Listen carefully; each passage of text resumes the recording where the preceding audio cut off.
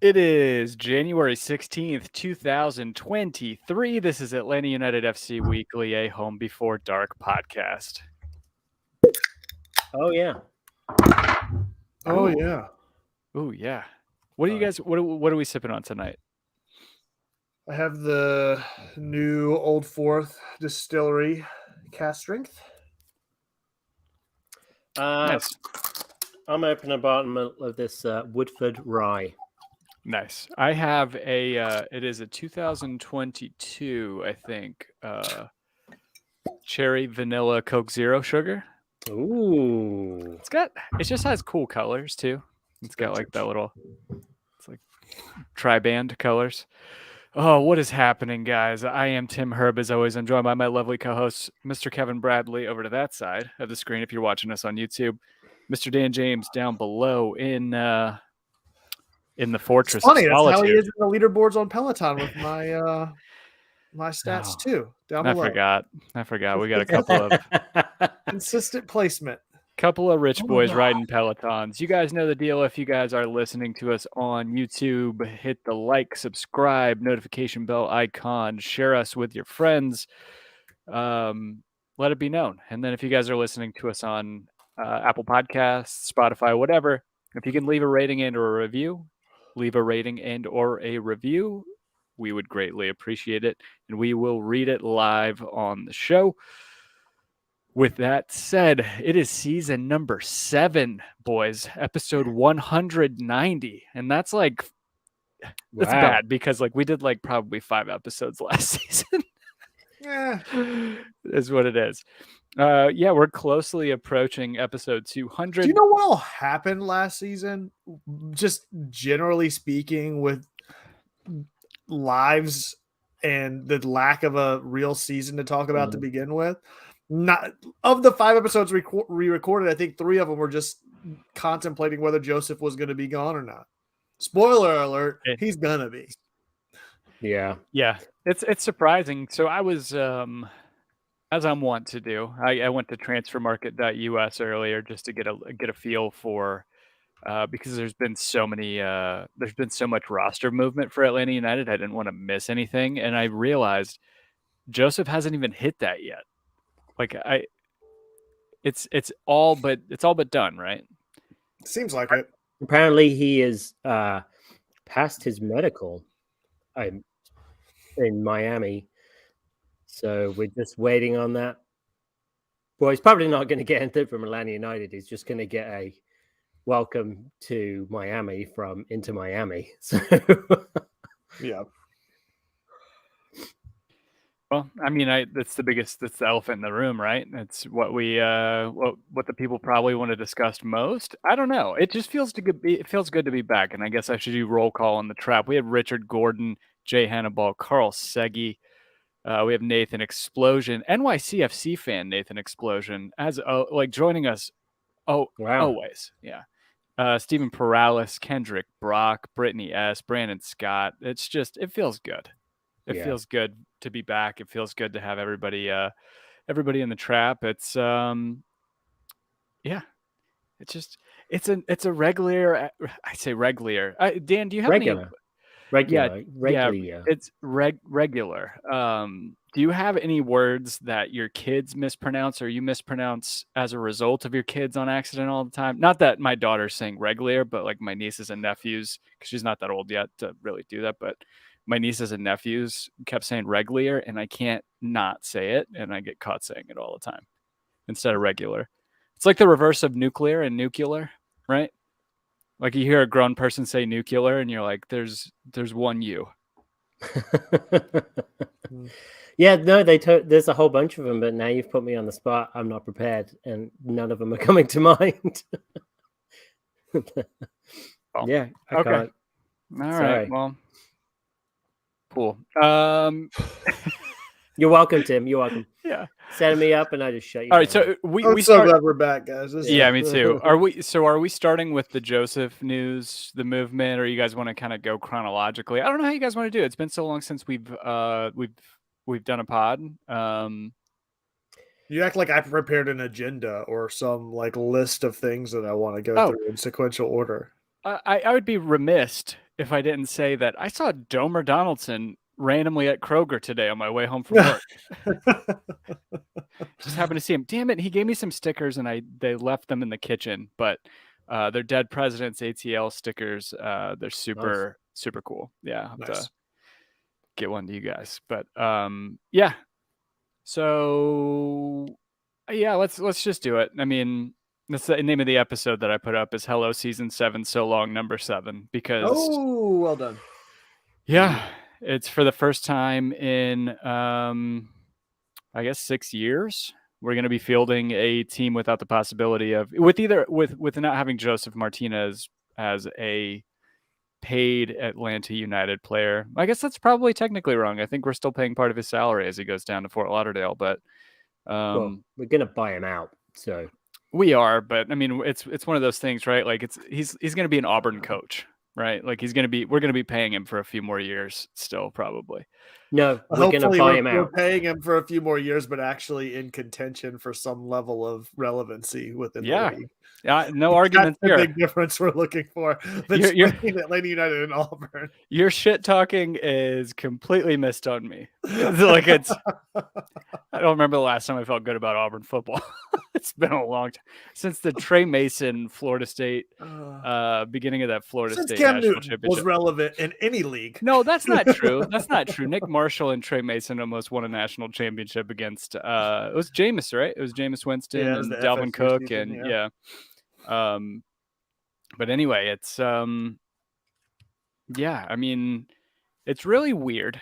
I could start off by saying that, and I think the three of us are probably in a very boring way for people listening. Actually, I don't know. Maybe they're going to get mad in their cars or mad online or where people are getting mad these days. If people are still listening to this show 7 years in and hate listening to it, they really need to find a better thing to do with their time.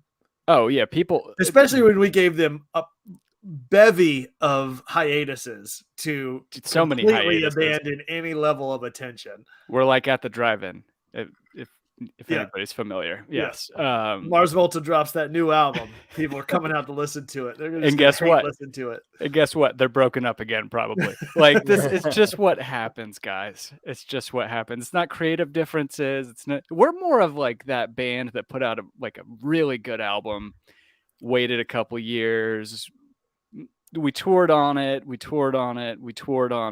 then we did the whole, we need to like grow up and go do our life stuff explanation through like alternative press. And then we came back and now we're back. And this is our comeback album. That's it.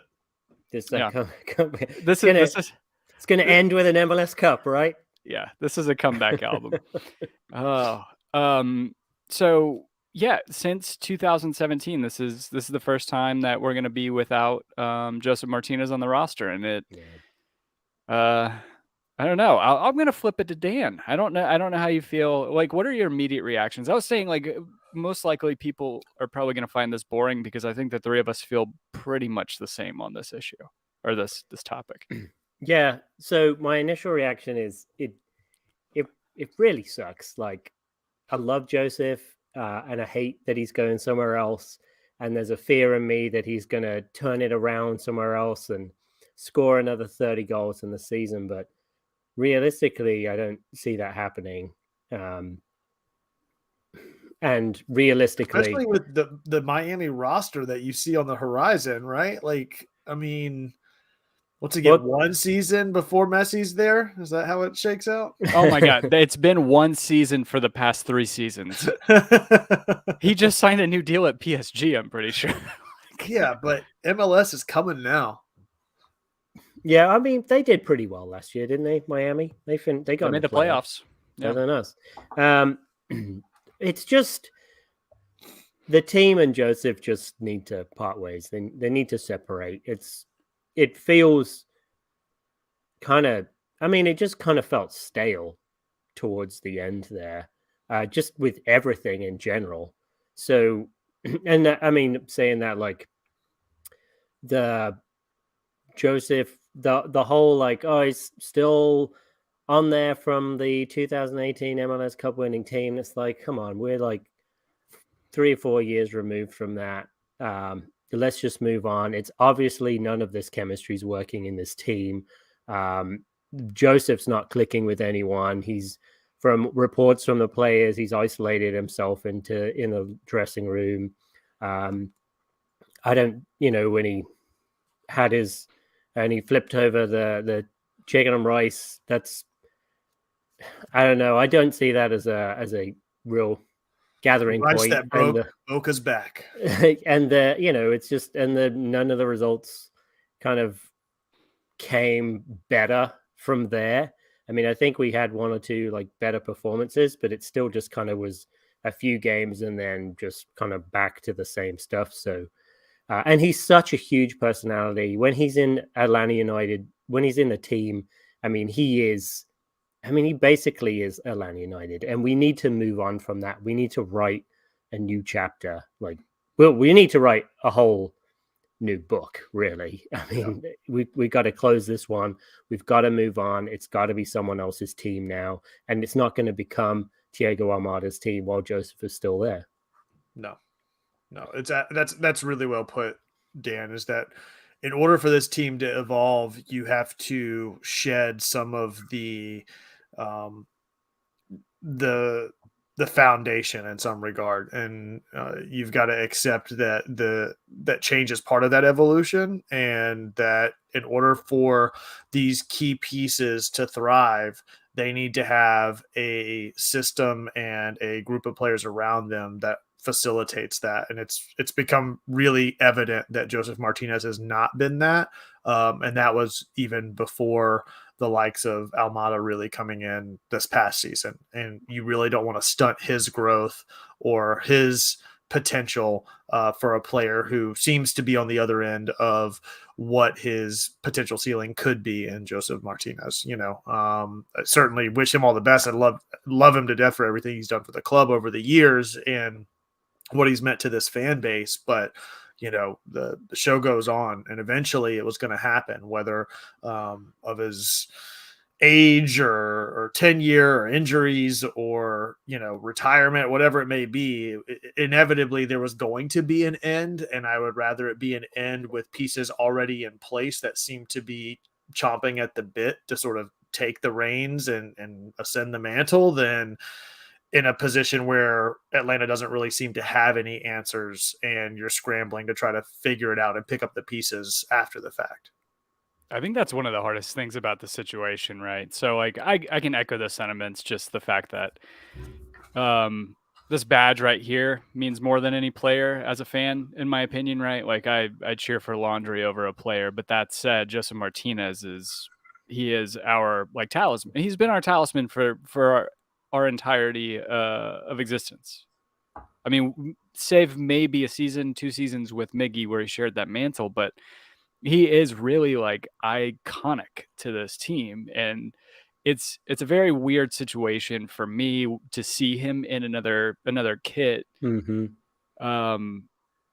It's less sad because I think that he's going to be moving on to a situation that maybe better suits him, where he's going to be happy, because I think it was pretty fair to say that, moving forward, he wasn't going to be happy in the situation, and it was probably best. And I don't know what was going to make him happy. That was what was evident, was that it was the manager, and then it was the players, and then it was the system, and then it was the playtime. It's like, dude, at a certain point, if everything's the problem except you got to kind of take a look in the mirror, right? Yeah, absolutely, 100%. From what I understand, it wasn't just Pineda either. I don't know if it was Heinz too or Frank de Boer, but I don't think it was the first time where he didn't, get on with the manager at times. So, I mean, the only thing that from an outside perspective that maybe would have made things better was that another managerial shift. But at that point, you're giving in to the player and letting him dictate the path for the club. And at that rate, he's not 2017, 2018 Josef Martinez anymore. Right. So it's not even one of those things where you're like, well, we should listen to him for a few more years. So he's a guy that was still pretty productive, but still I think it's fair to say was a shell of his former self. But Kevin, I think you hit the nail on the head. My mind immediately goes to, this is kind of a smokescreen because like we have so much shit, like we have so many departures we have to like account for, and we have a forward position, like a steady forward position that we haven't filled in 2 years or 3 years, if you want to even say that. Because I mean, Josef has been inconsistent, and he's also been injured. And who else has been there? I mean, Dom Dwyer did a fantastic job, and I salute him, and I hope hope he has, a great future ahead of him for towards the end of his career. But I mean, we haven't had that talismanic striker in years, and it's not just there. Like, there's so much stuff that we have to talk about in terms of holes in this lineup and holes in this team sheet that we have to get to. And it is kind of like, I want to say goodbye and or whatever. I hope Josef does well, except for against us. But it really was something that needed to happen. And I'm just glad we're almost over the edge, we're not to the official tweet yet, but we're getting there, right? Yeah. Yeah, I feel like I'm saying goodbye. I mean, it's kind of like the last season was, I mean, I was interested, but like looking back on it, it's, kind of a nothing season.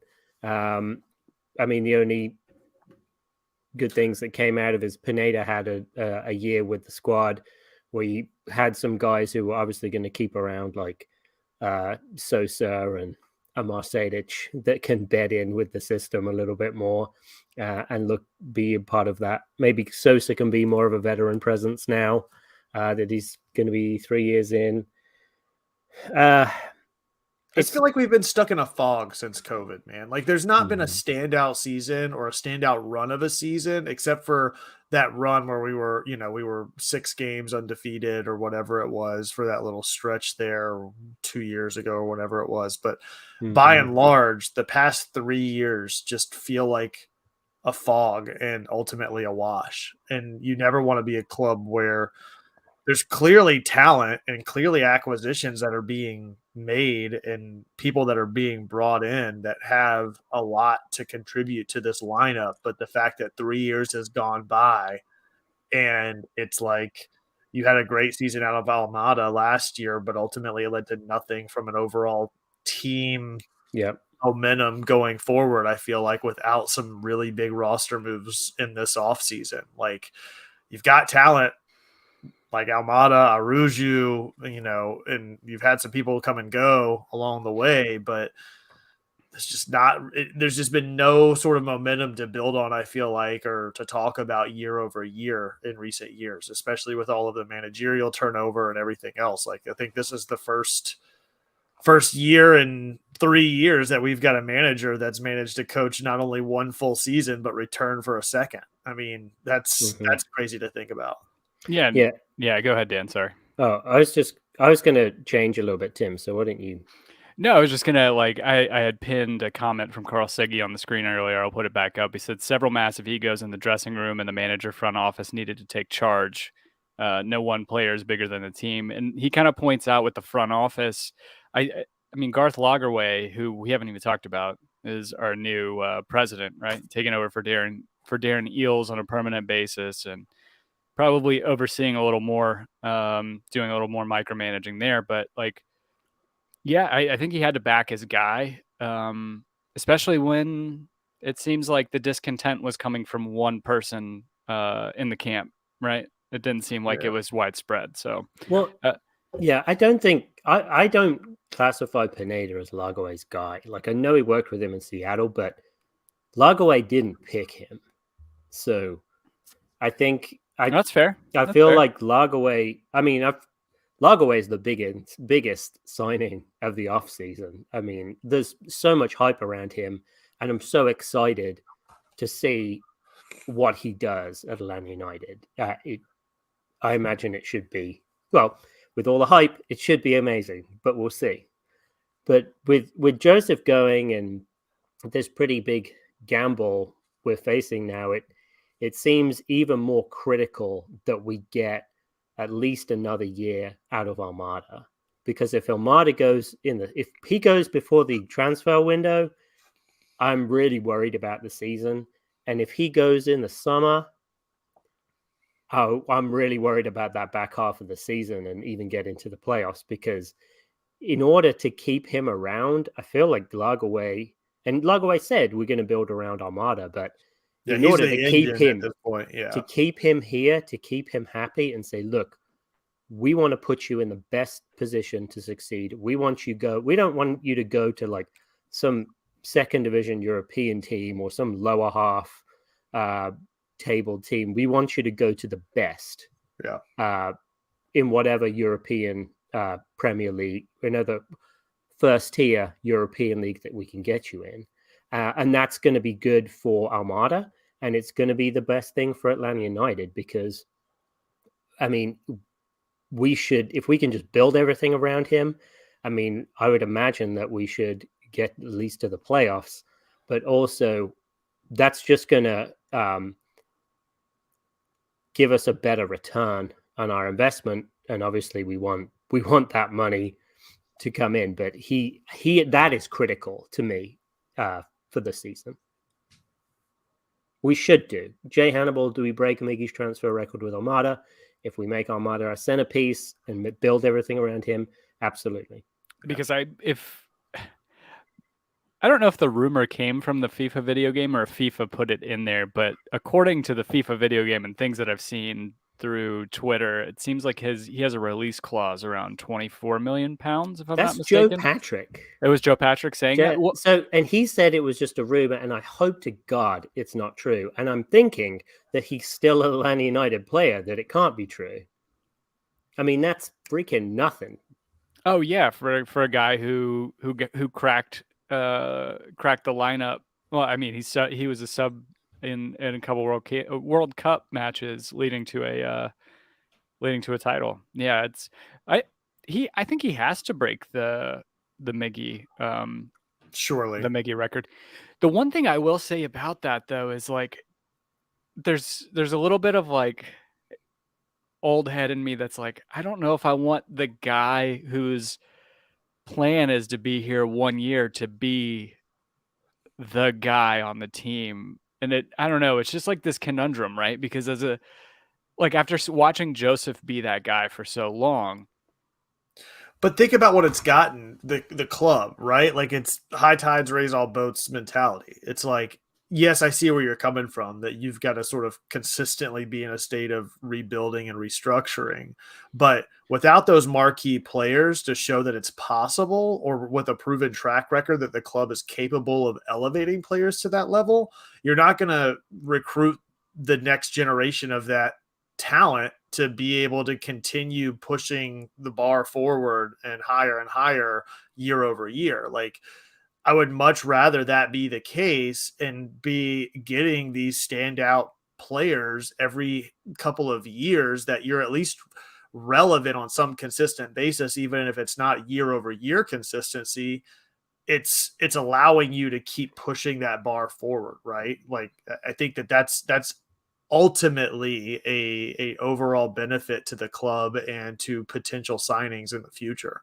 Yeah. No, I think you're right. I think it's a mental roadblock that I have to get past, right? Because I just look at, like, I think Miles at this point may be the guy that we have, as long as we can lock him up, that we have long term, that's going to be a leader, that's going to be here for a long time. Yeah, unfortunately, his injury has kind of made it that way. Yeah, it's probably curtailed. I don't know. He could be in for a late move to Europe in some regard, but yeah, for right now, I kind of look at that. I know you're right. It's one guy's success breeds two more transfers in, and then those guys get big money moves and transfer out. So Tim, I would also say we don't have a choice. We have to make him. He is the best player that we have to build a team around, and he plays in that position to build a team around. Oh, dude, I agree with you 100%. I agree with you 100%. I love the guy, and I think he's one of the most talented players in MLS, and he's a guy that I'm banking on winning us games this year. I mean, he could very easily win MVP. I do feel, however, that he is that really attractive girl that somehow you've managed to land, and she obviously doesn't know you very well.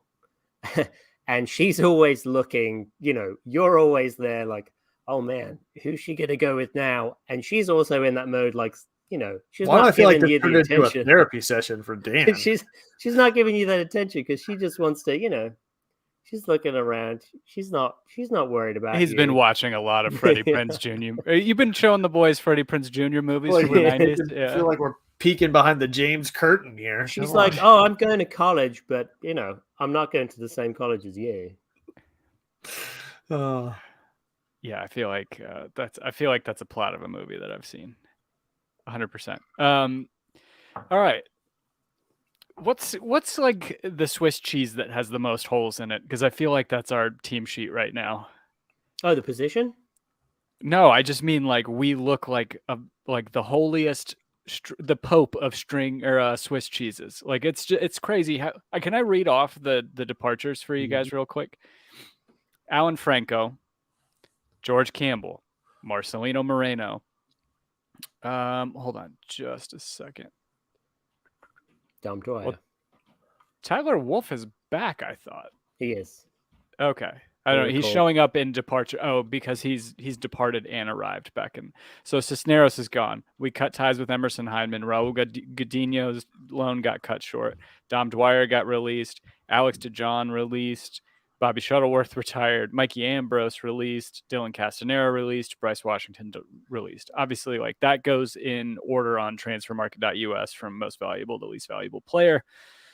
Yeah, it's a lot. I think the main one that really kind of doesn't sit well with me is the George Campbell transfer.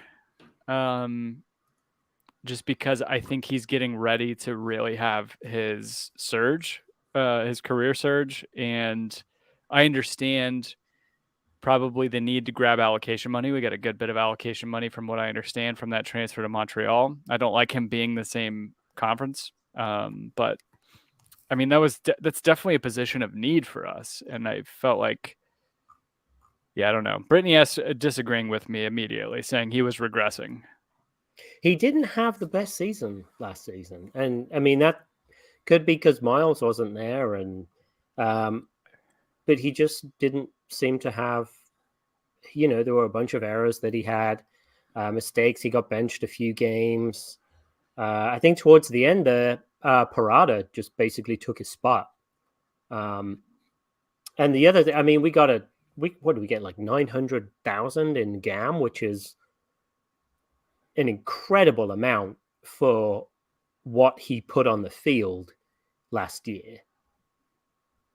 So, yeah, I mean, feel like they bought potential, right? Like they bought potential. Absolutely. He's, and I still believe this. He's men's national team center back potential talent. Like he is big. He is athletic. He is. I feel like he plays at this point in his career. I think he can play a ball better than Miles could at that point. But I don't know. They're paying. He's maybe more versatile too. He played center defensive mid a couple times, right? Yeah, maybe. But I still feel like they're paying potential, but he was on a slight downward curve. So I think we did the best thing. So I would say a positive move, and based on the fan base, positive moves are therefore Lagerway moves. But if it's a negative move, then it's a Boca move. So I don't know. Is that a Lagerway or a Boca, Tim, in your eyes? It really depends. And Kevin, I don't want to completely take this conversation and keep you out of it because I know you have stuff to say about the Campbell transfer. But my only qualm with that move is if we knew we were moving Alan Franco when we moved George Campbell, because we have a Miles Robinson coming back from a bad injury and probably not going to be ready. Unless we really banked on Alexander Cowens coming to Atlanta United, which he's not people. He went to Boca Juniors from what I understand. But if we knew that, and we only have Juanjo Parada, who is, I think, going back in July, if I'm not mistaken, if that's our senior center back, that's it. we're gonna play one in the back, or maybe a 3-back, but with 2 wing backs and just one guy in the middle. I don't know. It just seems ill-advised to sell off 2 of your potential starting center backs. I don't know what you think, Kevin. Yeah, I just have no idea which way a lot of these things are going. I was actually just looking up. I'm assuming we still have Ozzy in the lineup too, who's coming back from an injury, right? Like those kinds of players seem to be a more logical release to me. Like I'm surprised that he's still on the roster considering his age and his injury last year. And, we're talking about Miles coming back and potentially not being 100%. And you're talking about some older players right there in front of him, kind of along the same lines. It seems odd, I agree, to release Campbell in a position that I don't know that you have much depth to begin with. I just doesn't seem to make a lot of sense to me. I understand to Brittany's point, it's not like he was the MVP on defense last year, but I don't know. I guess if you're going to burn it and try to rebuild it, that's the only way to go. And you can't have a safety net, right? Like what's the phrase? If you're, you can't do that sort of a leap of faith with a safety net. So it's like, you've got to free up all of that allocation money to be able to go after the players and build what you want out of that. But it seems like a very risky move in the process, but you've got to trust the process as a result. So. Yeah, so Stephen Prowse in the trap. Didn't Sam Jones say he's not actually as close to Boca yet? So I don't think he's not signed with Boca. And Boca actually signed a center back Valdez today. So it's Callens isn't there. But then I've also seen reports that, the contract extension in NYCFC is still ongoing with Callens. So I think it's pretty much up in the air. And I was going to say the other thing is it's like from a supply and demand standpoint too, is it's not like you're getting rid of a wildly successful left back and you've got nobody else behind him. Like he's a center back, and it's not to say they're a dime a dozen, but it's not as hard of a position to fill as a left back would be, or, a forward or something like that. Like you can find a center back that's fairly capable at a similar price point to what George Campbell was giving you to begin with, if you have to. I guess from that standpoint, I'm not as concerned from the position and what talent is available out there elsewhere. So there's at least that. Well, Dan wins the argument because Kevin just flipped. So trying to win it. No. I get it. And you're not wrong in MLS. You don't need. You can't. The MLS is not to the point where you can have where you should expect having 2 Walker Zimmermans on your back line, right? Like the quality of starting center back, you're right, is dime a dozen's not the right term, but we'll use it here. It is, but at the same time, we've seen that experiment kind of. Or that kind of tested and it's failed for us before. Yeah. I feel like I don't know what is LGP doing these days. Is he available? He was at River last time I remember. No. But I feel like also you gotta take the transfer options as they come to you. If someone comes to you with enough money and you think it's that they're meeting your valuation of the player, then. Yeah, no, that's fair. And you're right. Like at this point in his career, us getting that amount of GAM for George Campbell, it might be short-term pain, long-term gain because we get a lot more to invest. We can flip that around to probably a couple players to fill out the roster. I don't know. I love George Campbell, and I hope he does really well in Montreal. And especially as like a men's national team supporter, like I hope to see him in that lineup at some point in his future. Obviously not right now or probably in the next year or two, but anyway, like Stephen Perales, he's saying if the plan was getting Callens and Noah Cobb being a better prospect than George Campbell, then it's a great move. Then it's a Lagerwey move. Then I don't know a ton about Noah Cobb. For some reason I thought he was in his 20s. I didn't realize he was 17 years old. He signed his homegrown deal. So maybe we'll see him. Yeah, we'll see him. We'll see Caleb Wiley. Efren Morales, maybe? Is that you think we'll see him this year? Depends on the injuries. because he's a center defense mid, right? Efra Morales, or maybe he's a center back. Maybe he could play center back for us. Did you see Carl he's Fege's center back. point? Did you mention that and I just didn't listen to you? What's that? Did you mention Carl Fege's point about the extension for Parada's contract? Oh no. Yeah. So to your point about whether or not he's going to be here for the long term, sounds like they've extended his contract at least through the 22 season. So, or through the 23 season. Through 23 season, yeah. And an option to buy. I think, you know what? Like I said, you're not looking for two Walker Zimmermans to really snuff out offenses in MLS. And if you can have a guy who is that big of a set piece terror like Parada is, and I think if you kind of, I think you take that and kind of give, you're okay with a few goals that he lets in or a few mistakes that he makes if he's getting a few on the back end for you from set pieces. But so you talk about, go ahead, Dan. Oh, I was just going to say, so are you comfortable with a center back pairing of Miles and Parada for the season? Is Miles even back? I mean, he'll be back. Okay. But I mean, he's an injured Miles. Parada, yes, has scored some goals, but he's not the best defensive player. Right. That's what I'm saying. Miles is, though. Like, Miles could be that cover for him. Could be. We don't know what the injury is going to be, though. No, fuck it. Put Noah Cobb out there then until he's healthy. Like, I don't know, man. I think we need a center back. Yes.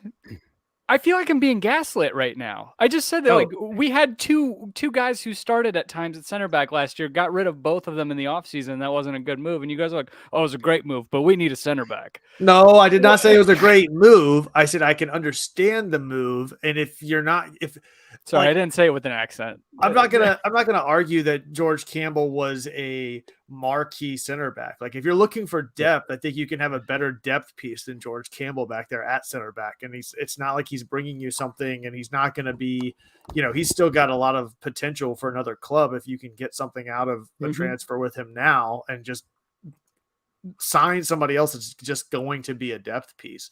All of this to say, I'm less worried about center back and all of the talking points that you made about Miles Robinson when we still haven't addressed Brad Guzan in goal.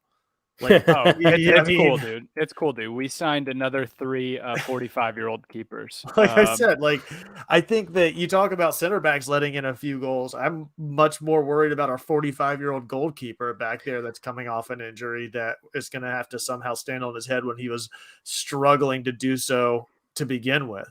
Well, maybe that's the plan. You just play one center back with Miles, and then you put Guzan and Diop in goal.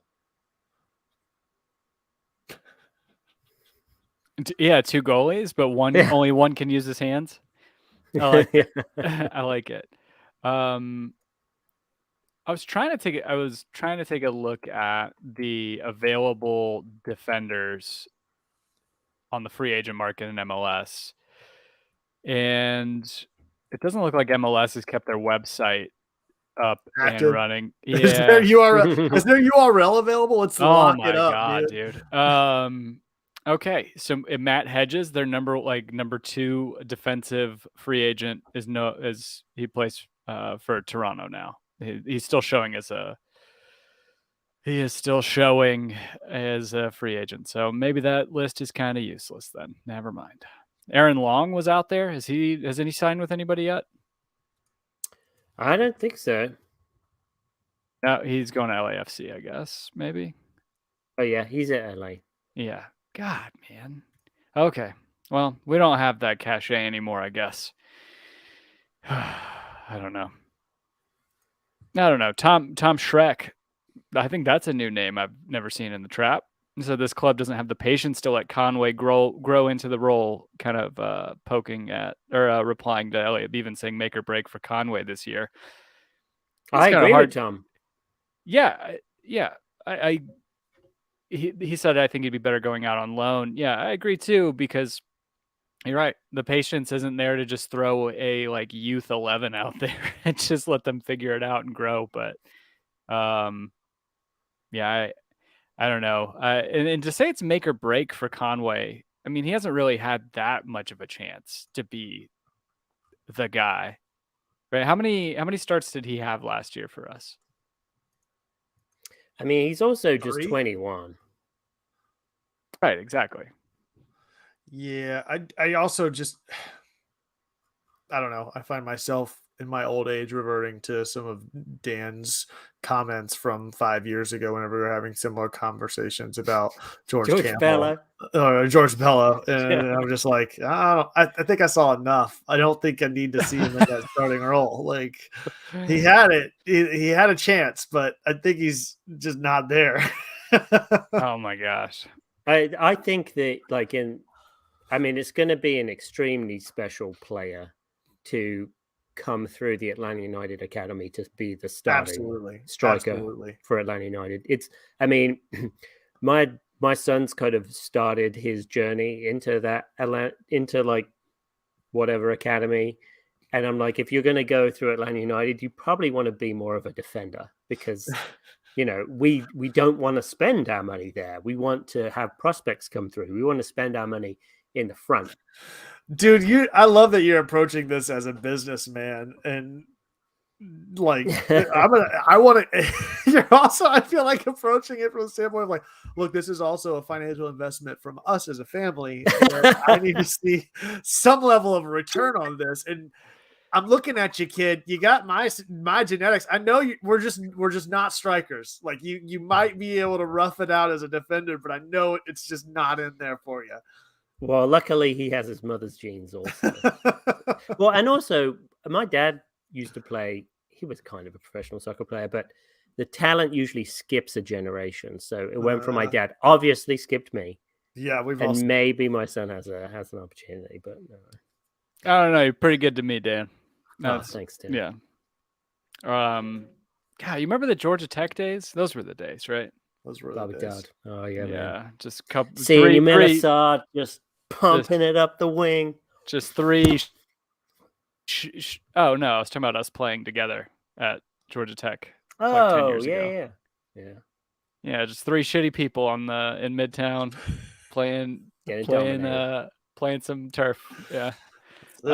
So Nathan Explosion, the aforementioned Nathan Explosion, NYCFC fan says, I believe Sean Johnson is still a free agent, which baffles me as an NYCFC fan. They're getting rid of everybody. It's true. And it baffles me because to go back to Kevin's point about Brad Guzan and that being a real question, right? Like you've seen him out on the field training. You saw the two Baldies out there. He and Goatman were out there training the other day. But we signed Clement Jop and we signed Quentin Westberg. And we brought back Justin Garces. I guess we've given him a professional contract. He's supposed to be the future. Re-released Rocco, or his loan was up last year. Oh, right? Yeah, that did not work out. I know people were all sentimental about it, but I think the writing was on the wall pretty early on when he wasn't getting in games. Yeah. So Quentin Westberg's 36-year-old, played for Toronto last. Clement Jop is 29 years old. Younger than New England. Yeah. So 29 for a keeper. It's pretty good if we get some performances out of him. But it doesn't make sense to me that we didn't or don't go after Sean Johnson. It just doesn't make sense to me unless he commands DP money because he's arguably the best keeper in MLS. He's a hometown kid, even more so for me on this side of town. It's just kind of baffling. I would have loved to seen him between the sticks, and we could have probably had him for the rest of his career. Maybe we're just seeing how the market goes. Inflation, man. I mean, he's still. All I'm saying is, I know when we signed Diop, they said our final piece of our goalkeeper core is here. Yeah. I do understand that, but maybe we're just seeing how we go through the transfer market. I mean, to your point, he's still a free agent, and not that I have the best ear to the ground, but I haven't seen any rumors of other teams going after him. Elliot Bevan said, I don't know if he's saying this as a hunch, but he says, I think Sean Johnson's going to Toronto. And that would be crazy. That would be, I don't know, Toronto's going to be a scary team moving forward. But yeah, it just doesn't make sense to me unless you really feel like Jop is that heir apparent for the next couple of years, the transition years, maybe between Brad and Justin Garces, if Garces really is the guy. Mm-hmm. It's just, I don't know who starts in goal. I mean, is Brad going to start? You think come February in the preseason? I'm assuming he's the guy. Obviously, you haven't seen Brick by Brick, where they make it very clear that he is doing very well. He's doing really good in his training. You know, they show the training drills and all that sort of stuff. He says that things going really well. They have him on that like I'm not buying that zero gravity propaganda bullshit. That media control. You're just listening to what the United media is telling you. That's right. Big Atlanta United. Wake up, sheeple. Big United's pushing some Guzan agenda. I'm sick of it. Yeah, I'm not sure. I kind of agree with Kevin. It probably is Brad. We'll see how it goes. If that's what we've got to look forward to this year, I'm out. Well, I mean, so last year, obviously, Brad got injured, and then we had Rocco, and then we had Godinho, and then there was nowhere else to go from there. So maybe if we go Brad, and then it'll go Diop, and then it'll go Quinn and Westberg, and then it'll go Justin Garces, you know, depending on how many goals they let in the game that they start. All and then Alec can upon return. That is the biggest group of players that our goalkeeper is where I'm really worried. Yeah. And it's one where we actually have 4 guys on the senior team in a position of 1. An army of 1.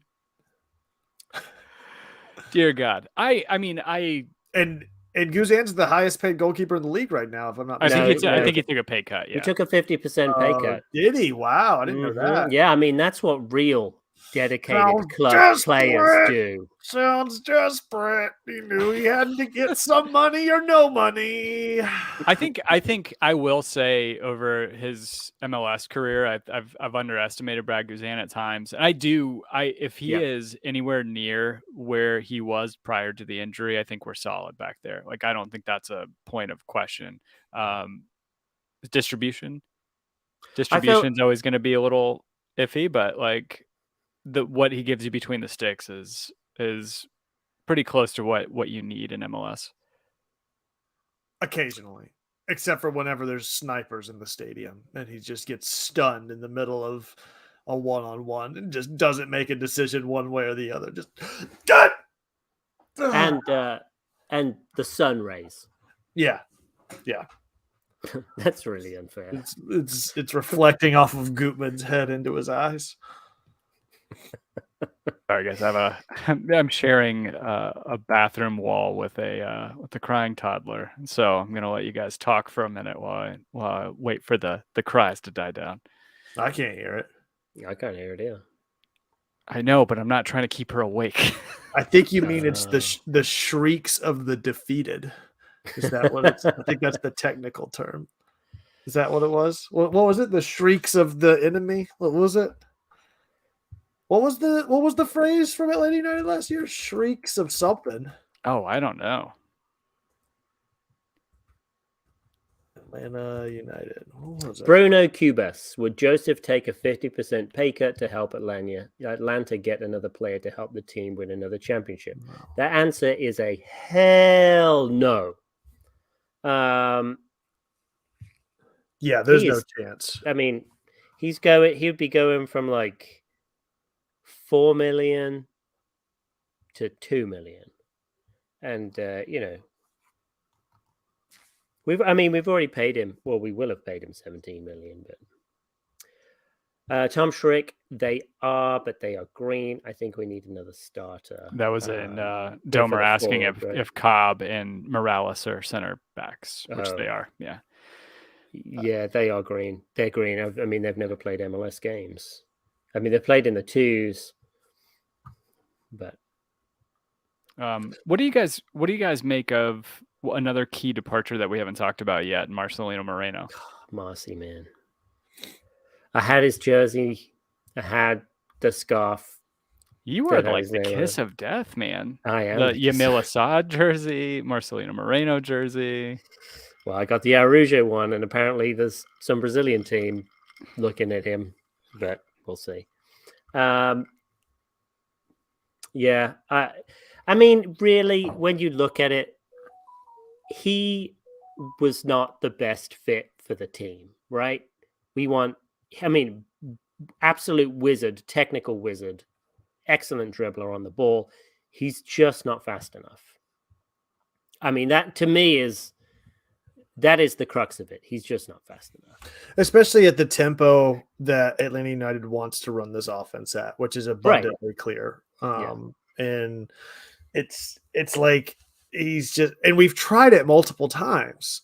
And you get whiplash. It's like you go from you get a team moving forward at a pace with Miggy, and then you turn around and then you're moving at a snail's pace of pity, and then you get on line with Araujo and turn around and do the same with Moreno. Like, it's just like you're constantly up and back and just sort of in quicksand, it seems like. And he's certainly a very talented player with the ball at his feet, but when you're wanting to really move at this level of pace and really going right at defenders, I don't know that he fit into that system in a way that was ever realized with this offense.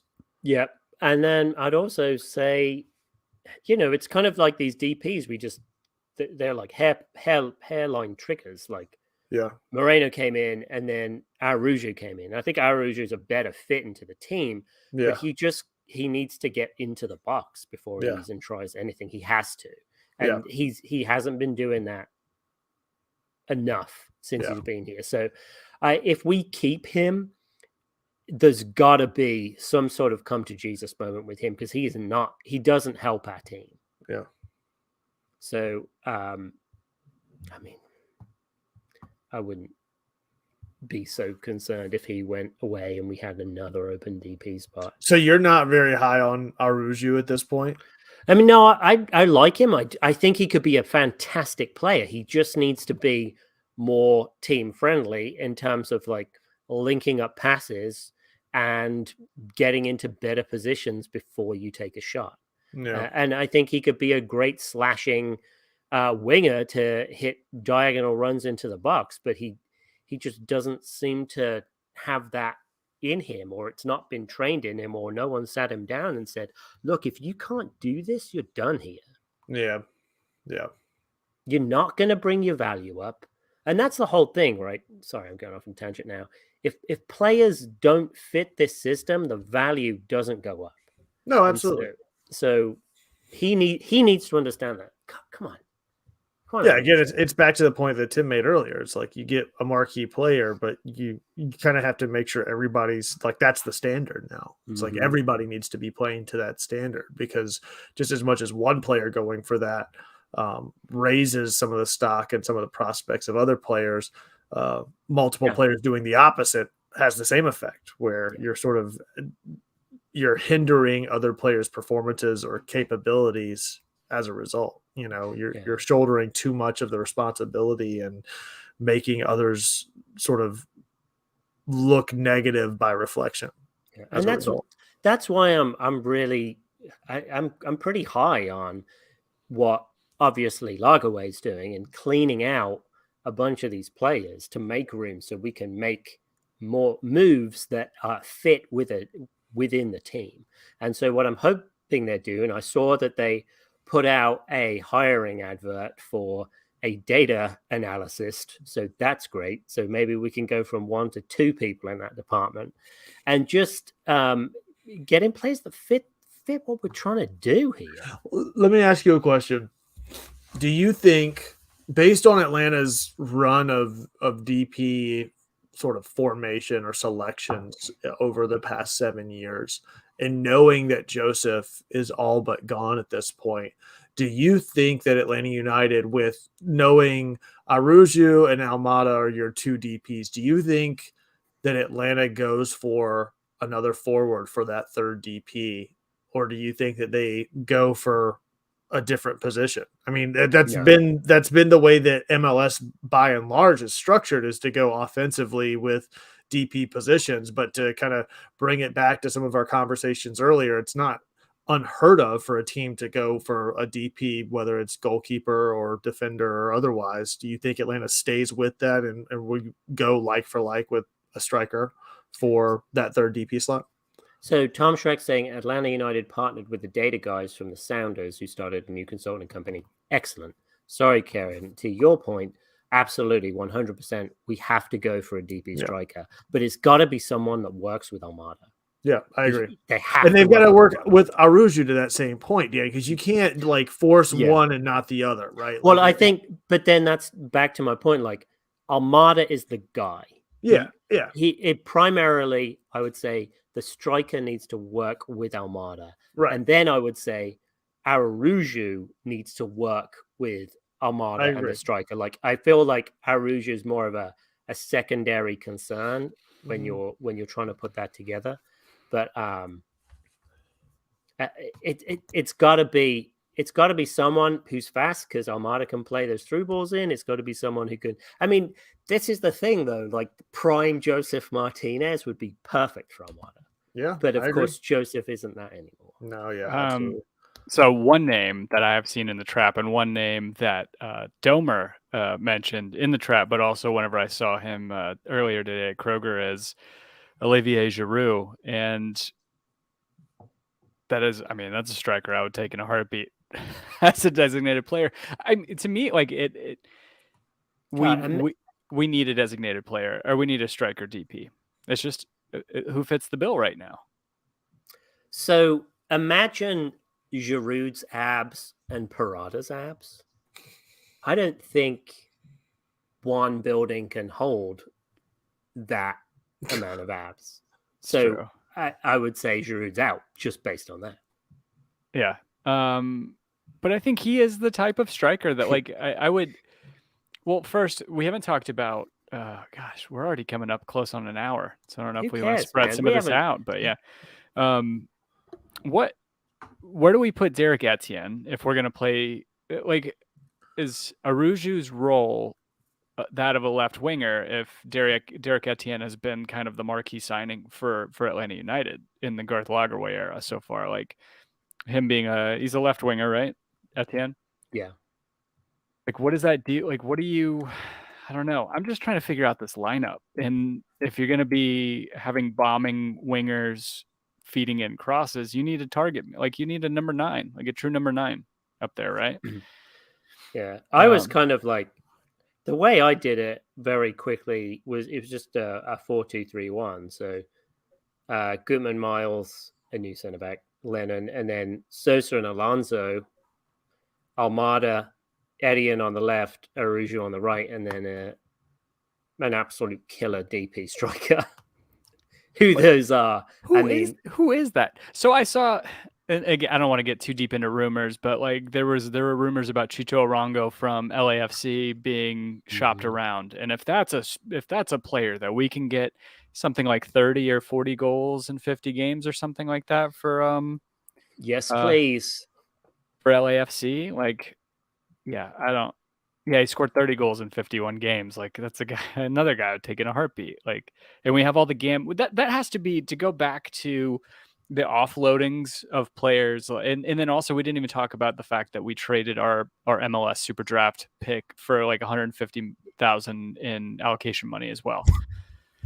So we have to be stacking that money to be able to buy or trade for players in the league. And there have to be some strikers that we don't know about that are kind of on the block, right? Outside of MLS? No, in MLS. I mean, we would have to use I guess depends on how it's split between GAM and TAM, but like we have to, there have to be players that Lagerwey is targeting. Yeah, there has to be. So they said that there's potentially 3 players coming in. One at each level, which I don't know why we need more in the midfield. Level? I'm pretty sure that's what I saw Pineda say. Expect one signing per level of the field. Obviously not a goalkeeper because we already have 16 of them on the roster. But okay, that makes sense. But does it? Do we need another midfielder? Yeah. So our midfielders are We just signed Sejdic, which we didn't talk about either. There's so much shit we haven't talked Right. about. So Sejdic, yes, but Sejdic is depth, right? Yeah. Then we've got Ibarra, who tattered, did not have a great year, and there's talk of people wanting him gone. So I'm not sure what happens with Ibarra. Then we've got Sosa, who is suspended the first 3 games, but Sosa is someone we keep. I love Sosa. And then we've got Alonso coming back, Huseto, who, I mean, it seems like the whole fan base cannot stand. A Johnny Fortune, huh? So he is interesting. Well, he's depth anyway. And then Armada. So we've only got to play our first game. Let's say Alonso's not available, and you're going to play Armada. Outside of Armada, you're going to have either a Johnny Fortune, Huseto, Sejdic, or Ibarra. I mean, that's not a, and Alonso's 37. He didn't look 37. He didn't look 36 last year before his injury. He looked great. He looked great, Tim. Absolutely. He did look great. But it makes me worried that at he's 37. I mean, he's 2 years younger than me. And if I had an ACL, dude, I'd be done. And obviously, we're 2 completely different people at different ends of the athletic spectrum. But all I'm saying is when you get older, it's a lot harder to come back. And we just don't know what we've got with him. Yeah, I don't know. I don't know. I just feel like glaringly right now that forward has to be the target for us. So if we don't sign anybody else, we need a forward. Let me ask. I don't actually know a lot about Giroud. Is he fast? I think he seems to just score with his head all the time. Oh, he scores with his feet all the time too. Oh, he does? Yeah. He's an outstanding forward. I don't know. Kevin, what to you is the biggest need in the lineup right now going into one of the 2 fake tournaments that we have before the beginning of the season? I think it's the utility player that links between Almada and Araujo. And I think that, to Dan's point, it certainly can be a forward and probably makes the most sense to be. But I think that that's really what I see as what's going to make or break this team, is that you can't put all of the responsibility on Araujo to somehow change the way that he plays to then mingle with the way Almada plays and vice versa, right? Like, you want to build around Almada, but you also don't want to prohibit or overcoach the things that Araujo does give you and that Araujo is capable of doing well. It's trying to find a player that links those two. And I think that was always the struggle with the players that we've had in rotation over recent years, is the inability to consistently do so, whether that was Moreno, whether that was Barco, whether that was Josef, and Barco kind of wasn't there whenever Almada was there, but it was always that it was like Josef was going to Josef no matter what. And the team always seemed like they were half committed to building around Josef. And in a lot of ways, I think that that's what led to his success, was that you had a team that was not necessarily structured around him, but was able to adjust to accommodate him through the likes of Miggy and the players that we had over that tenure and in that run in 2018. We've not really identified who that player's supposed to be over the past few years. There's been different players that wanted to be that guy, whether that was Pity Martinez, whether that was Barco, and all the time you had Josef kind of there in the trenches that also wanted to be that guy. None of them really facilitated him, and he didn't do himself any favors either, because he was in and out with injuries. So there was no consistency in the lineup. So to get back to answering your question, I think that ultimately what this team needs is a player that's going to link between the two clear posts that you have in this lineup between Araujo and Almada. And whether you want to say that this team is building around Almada or not, in a way, you're building around those two players. And to build around those two players, you really need to link them in some way. And so I think it's going to be important to find a forward that doesn't want to be the Josef Martinez stand and deliver and be the guy. And you also don't want somebody that's just truly going to be in the background either, like a Cisneros type. Like, you need somebody that's going to be capable of doing both and facilitating the best out of both of those players around them. And I don't know who or how or what that person may be. That's not my level of knowledge about the, Girouds of the world or whoever that may be, but just from a skill set and what they bring to the lineup, I think that's going to ultimately be where this team thrives. I think that all of the other things that we talked about tonight, whether that's center backs or lack of depth on center back or who's at keeper, you kind of figure those things out. I don't think that those positions are necessarily ones that you live and die by in MLS.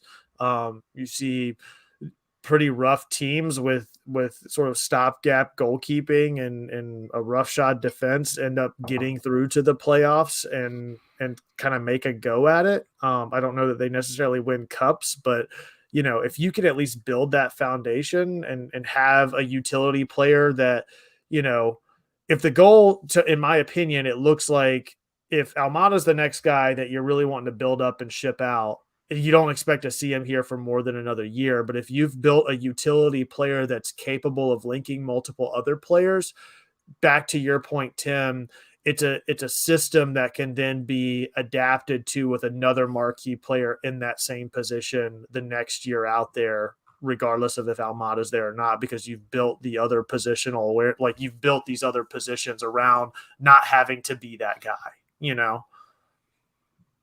Yeah. I mean, you have me sold. Yeah. So while Kevin was doing that excellent talk, I was looking at some potentials. Thank you for coming to my TED Talk. You're welcome. So one of the guys who would be absolutely perfect, but it's probably not going to happen, is Endrick from Palmeiras. But it's already like Man United and Manchester City are already sniffing around him. He's valued on transfer market for 20 million. He's already gone to. It looks like he's got an upcoming transfer to Real Madrid, so that's not going to work anyway. But I mean, he would have been an awesome center forward, even though he's only 16 years old. 16, flipping heck. A 16-year-old value. Maybe they can loan him to us. Yeah, we wouldn't go for that. But interesting enough, going on Mateus Villasanti. That's a name we haven't heard in years. Yeah, center defense mid, right? Yeah, playing for Gremio. He's obviously got. I mean, we were looking at him in 2018. His value was increased from what we were looking at, 125K to, well, right now he's at 4 million. But I mean, he would be a great 6 for Atlanta United, but I doubt that's going to happen. Well, I guess we just have to keep our ear to the ground because I don't know who we would be going after. But I mean, we have some pretty decent pieces. I really liked what we saw of Mosquera towards the end of the year whenever he started breaking into the team. I mean, Jossi Zardes is available, right? Is he? Wow. Nope, Austin FC signed him. Damn it, MLS's website sucks. It's so out of date. So the latest rumor is Georgios Giacomakis from Celtic, who has been more supplanted by Japanese striker Fukurashi, I think. I'm butchering that name. but he scored 26 goals in 58 games with Celtic over the last season and the 19 games they played of this season. There is Urawa Red Diamonds in Japan, apparently, are looking to sign him, and I believe Atlanta United are trying to hijack that deal. So he would be someone who we're obviously looking at and could be a guy. Apparently, the fee that Urawa are looking at is $4 million for that package. So, I mean, that's still to be seen, obviously. The guy I was looking at for a while ago was Matteo Retegui, but he is in the middle of his loan to Tigre from Boca, I think. So that's obviously not going to be in the works, but he's one to watch. Yeah.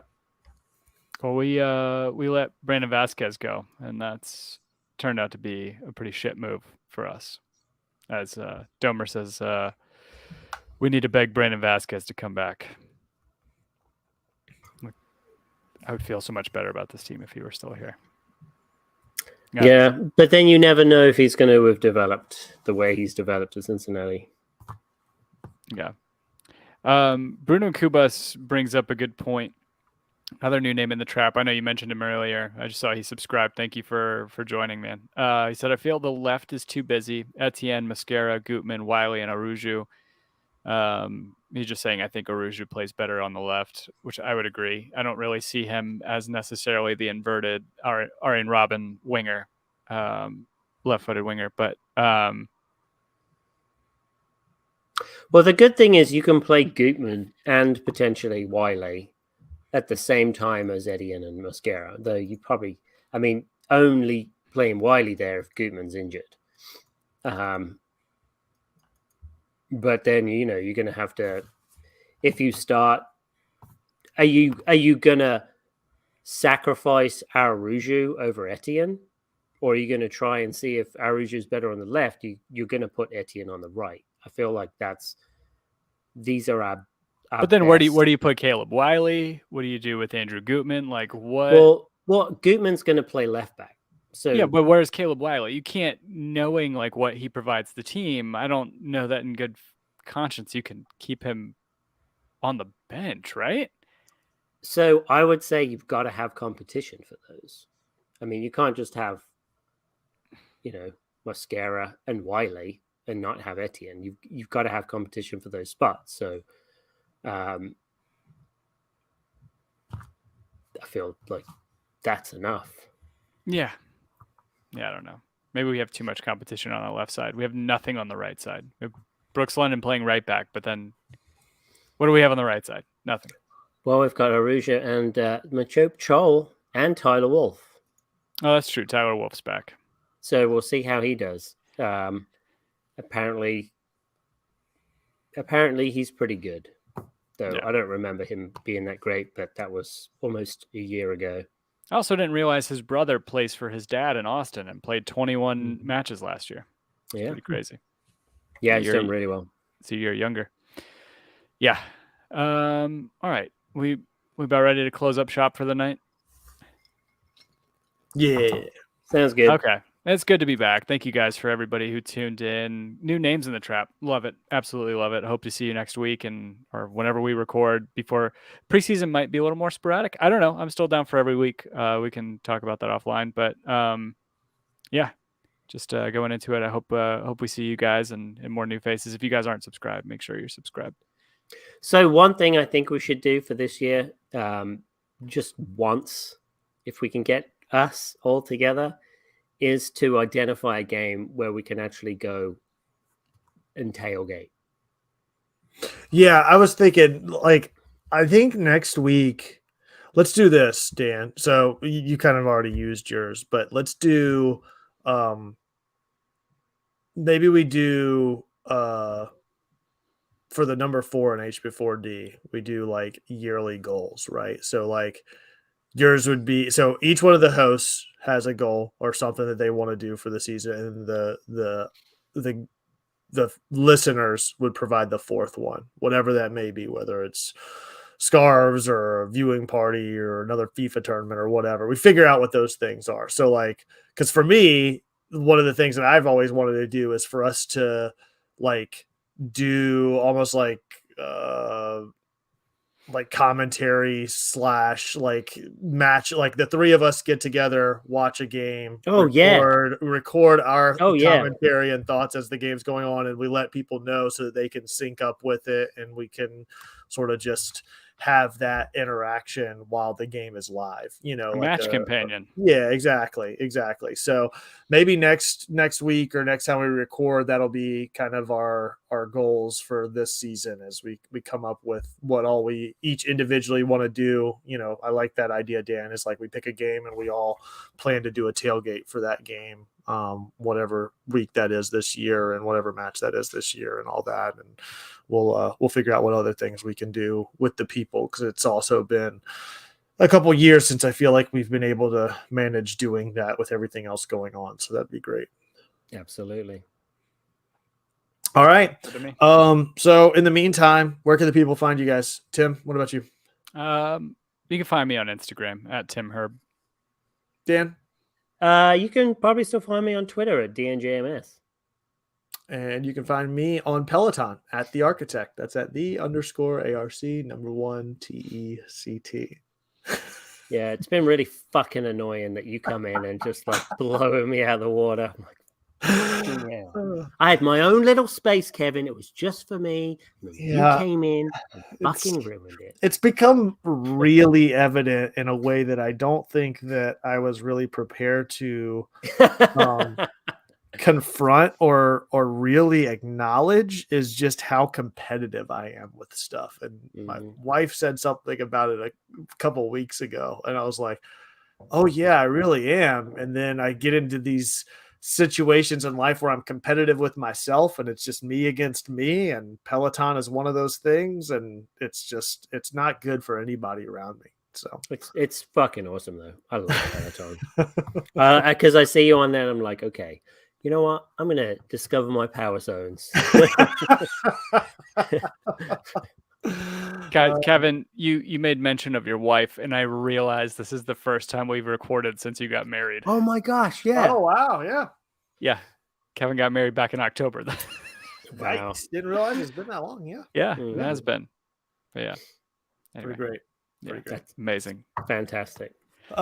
So yeah, looking forward, new season, same old show. So you guys know where to find us at on Twitter, collectively at Home Before Dark. That's before spelled B and the number 4.